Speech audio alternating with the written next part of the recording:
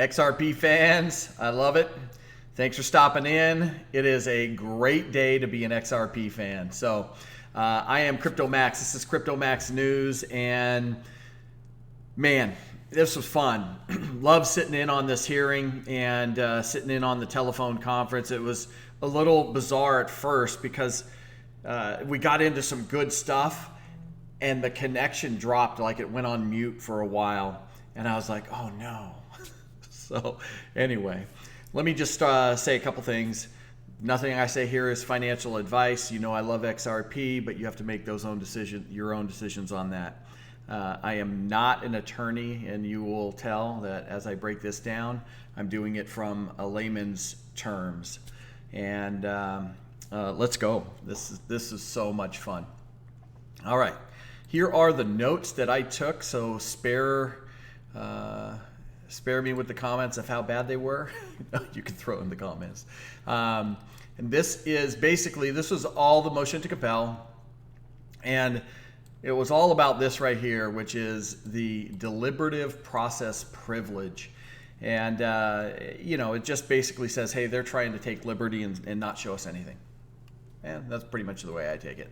And you can see from the whole, and wait, there's an awesome one in here. Okay. Some of this I'll just kind of move on. I'm going to highlight the things that I highlight are more of, hey, as a everyday crypto fan, this is the stuff that popped out to me. Can't wait to see Jeremy Hogan and John Deaton break this down as well, because that's going to be fun to hear what they have to say. Just having that legal background. But this is me not having the legal background, being the everyday person, figuring, hey, this was interesting to me. All right, so this is the judge had asked about basically objectivity or subjectivity, a question in there, and they they had referred to Bitcoin, Ether, and XRP in the documents that it was highly relevant, but then the attorney, and forgive me for not noting the attorney's name because it was right at the beginning and I didn't have my notes up properly. But he did a great job. And this is the Ripple attorney, Garlinghouse attorney. But 2 times he brings back up the motion to dismiss. He's pushing it. He's like, okay, and this is just on Brad Garlinghouse and Chris Larson's motion to dismiss. I believe that for that piece of it. So they go on, they talk about some other cases, and then he says, hey, listen, this is not an ICO case, nor is it a fraud case.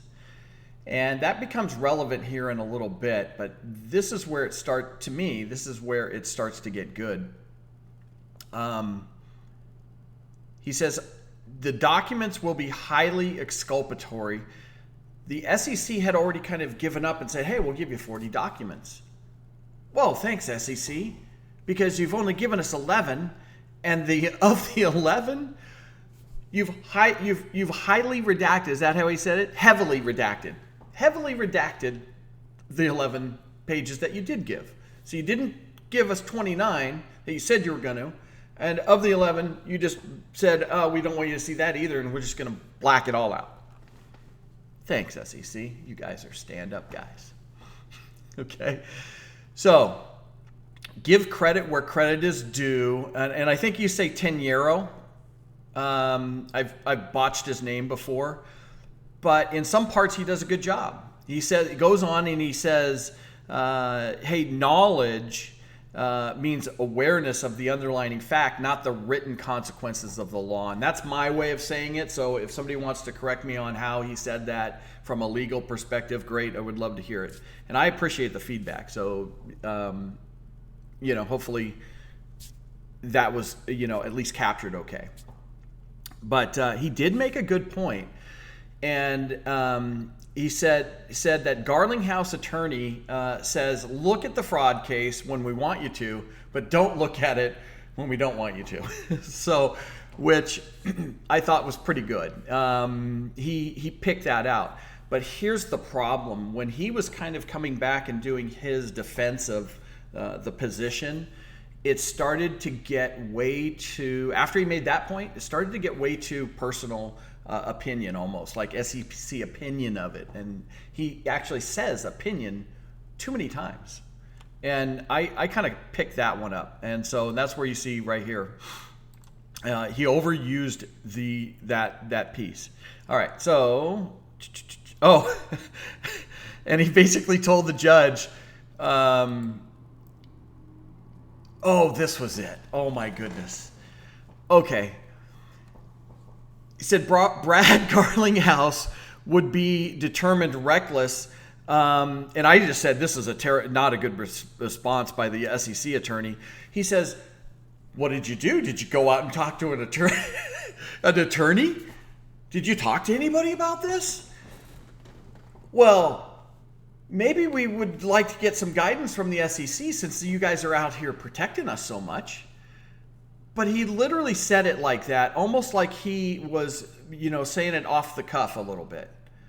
Hey, he didn't go. I said, wow, it was really weak. That position right there was really weak. The judge interrupts, and this is up on the right page. You can't see my mouse very well.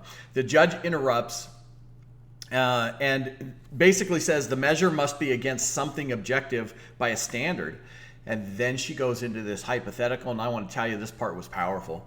The hypothetical from the judge that commissioners sitting at lunch all sat around saying it was unclear this would be relevant to the case, meaning that if there was documents that had commissioners sitting around, that the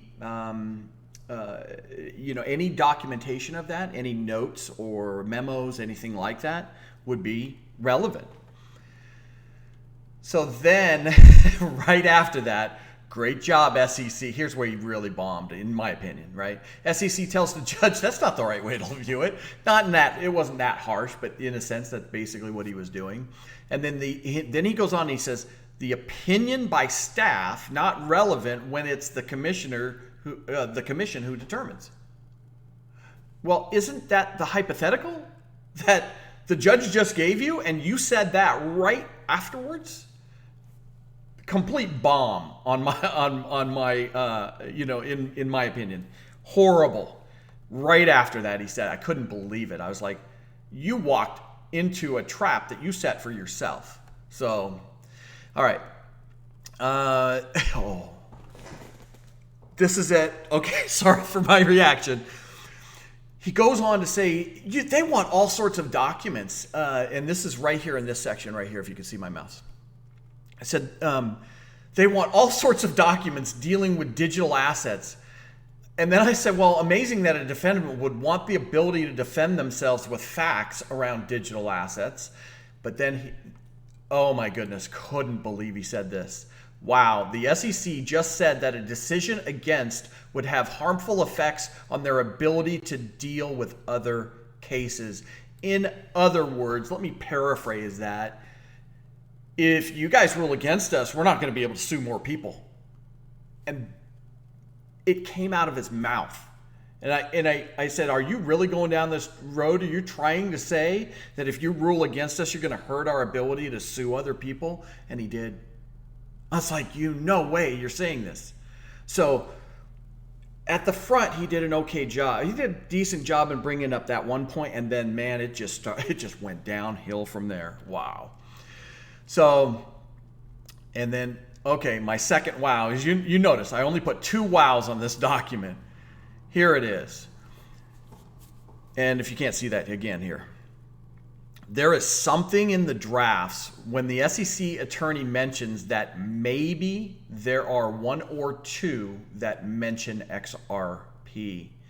So he starts to hear that the judge is going down this road of doing an in-camera review, right? And once he realizes it, he goes, well, maybe there are a couple drafts that mention XRP maybe once or twice. Horrible. There's something there. I'm telling you right now, there is something there, and it was beautiful. So, all right. Judge is setting this schedule for legal briefs to be filed. 2 weeks for the SEC. That puts it at the 14th of September, and then 2 weeks after that for the defendants on the individual and then Ripple side for the 28th. And then I loved what Mr. Solomon comes in. He hadn't had a chance to talk yet, and he goes, "Hey, we think they've fallen down on showing DPP, which is the deliberative privilege, process privilege, and this is easily overcome." And then he goes for the close. He's saying it. He's saying it again. You could just dismiss this. I mean, in a sense, right? He says this. You could just do that ruling right now. Just give us what we want. So I like that he came back around and said, listen, they've just failed miserably, which they did. And there we go. All right. New channel, like, subscribe, follow. Really appreciate your support. And I'll be back tomorrow.